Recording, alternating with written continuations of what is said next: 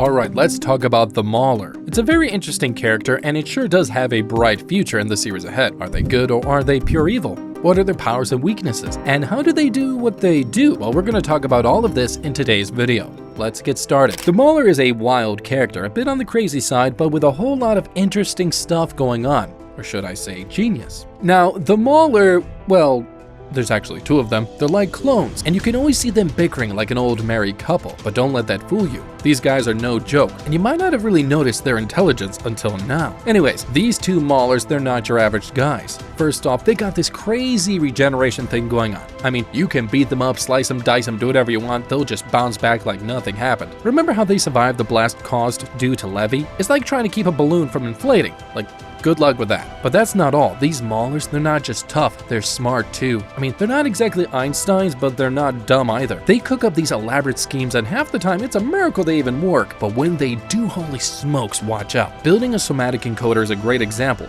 I'll talk more about the somatic encoder later in this video. The story of these Maulers is a bit of a head scratcher because in the comic, there is no origin story of these guys. You see, they started out as one guy, a mad scientist who was cooking up all sorts of experiments in his lab, trying to unlock the secrets of life and death. You know, classic mad scientist stuff, right? But here's where things get interesting. He tried to clone himself. Yeah, he wanted to cheat death and have a spare Mauler running around. He was successful, and we got the Mauler Twins. But here's the catch. We all know that one Mauler is derived from the other, but which one is the real clone?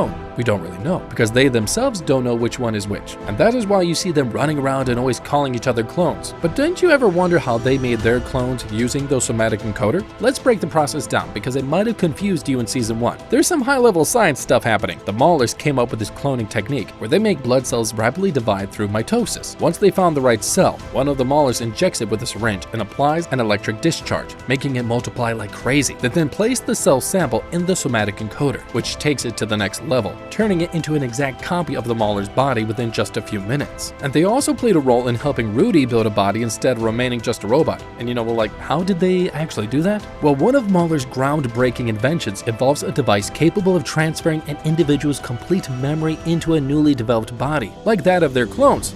Yeah.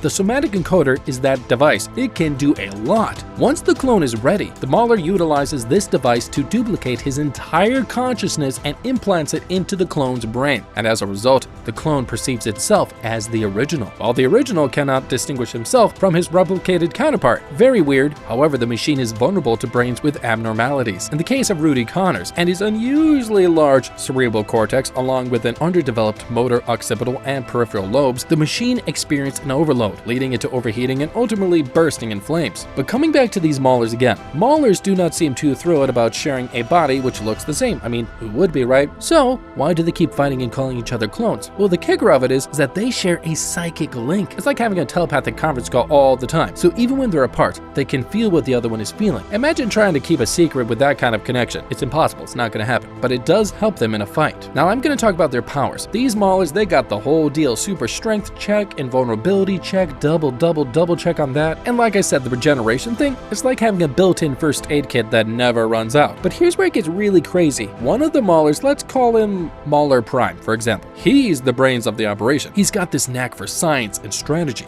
while the other one, Mauler 2, is more of a muscle. Not exactly a genius, but boy can he throw a punch or two. It doesn't mean he's dumb, he's also very intelligent. So get this, you got Mauler Prime cooking up the elaborate plans and Mauler 2 smashing through walls like a wrecking ball. It's a tag team of chaos, and it's both terrifying and kind of hilarious. Now they've had their fair share of run-ins with the superhero crowd. Invincible, the main guy of the story, has tangled with them more than once. It's like a game of whack-a-mole. You knock them down and they just keep popping up right back up. It's so annoying. And they almost killed Invincible in the first episode of season 2. But here's the twist. As much as they are villains, the Maulers are not your typical bad guy. They got this odd sense of honor, a code of conduct that sets them apart. They're not out to destroy the world or to conquer it. No, they just want to live their lives how nice and do their experiments, which maybe is not so great and might also cause a little bit of mayhem along the way, but that's what they want to do. It's like they're the chaotic neutral of the Invincible universe. Sure, they'll fight the heroes, but they're not out for world domination or anything yet. Unlike Omni-Man, they don't want our Earth to be a part of some wicked empire. Maulers just want to be left alone to do their crazy science stuff. Sure, they do cause trouble in their science experiments because every once in a while they need to steal something in order to make stuff successful. Sure, but here's the deal. Despite being these tough, regenerating clones, the Maulers are not invincible. They've been beaten, bruised, and even killed a couple of times. But remember that psychic link that I mentioned? Even death cannot keep these guys apart for long. They just keep coming back.